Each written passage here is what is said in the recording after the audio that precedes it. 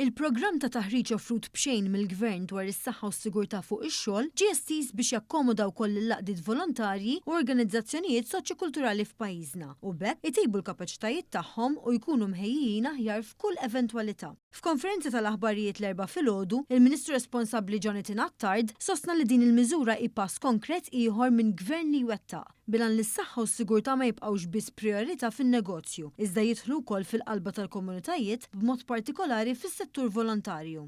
U spjega li t-taħriġ li s'issa kien qed jiġi offrut lill intrapriżi żgħar u medji u dawk li jaħdmu għal rashom issa se jinfirex iżjed fis-soċjetà. Din it-tieni fażi tal-inizjattiva se tara investiment ta' 400,000 euro fuq 24 xahar. Dr. Attard enfasizza r-rwol kruċjali tal-volontiera lokali u ddeskrivihom bħala l-qalb tal-komunitajiet li jżommu tradizzjonijiet ħajjin, isaħħu l-wirt kulturali u jikkontribwixxu għal ħajja soċjali u mingħajrhom pajjiżna jitlef parti essenzjali mill-identità tiegħu. Skont ċifri uffiċjali jirriżulta li hawn mal-1800 organizzazzjoni mhux governattiva reġistrati f'pajjiżna li jinvolvu 20 ta' eluf ta' volontieri fih danhom.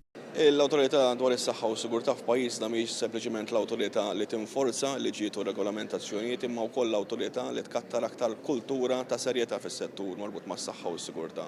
Allura rridna nassiguraw li mhux biss dawk li huma aspetti kummerċjali li nagħtaw taħriġ mill-awtorità imma wkoll laqdiet u n-nies li jaħdmu b'mod volontarju fil-komunitajiet tagħna. Nemmen dan huwa pass importanti biex dawn in-nies li jagħmlu tanġid fil-komunitajiet tagħna jingħataw it-taħriġ neċessarju biex ikunu jistgħu jaħdmu f'ambjent protett u sigur mhux biss għalihom imma anke għal komunitajiet li jgħixu fihom. Il-kap eżekuttiv tal-OHSA Josian Kutajjar spjegat li l-awtorità qed timxi lejn ħidma b'aktar appoġġ fost il-poplu. Liġi ġdida għarfet li x-xogħol fil-volontarjat jista' jkollu l-istess riskju daqs li kieku xogħol imħallas. U għalhekk jeħtieġ li kull min jagħti daqqatit fil-volontarjat jiġi protett ukoll għas-saħħa u sigurtà. Bidlet ukoll il-kunċett tal-awtorità.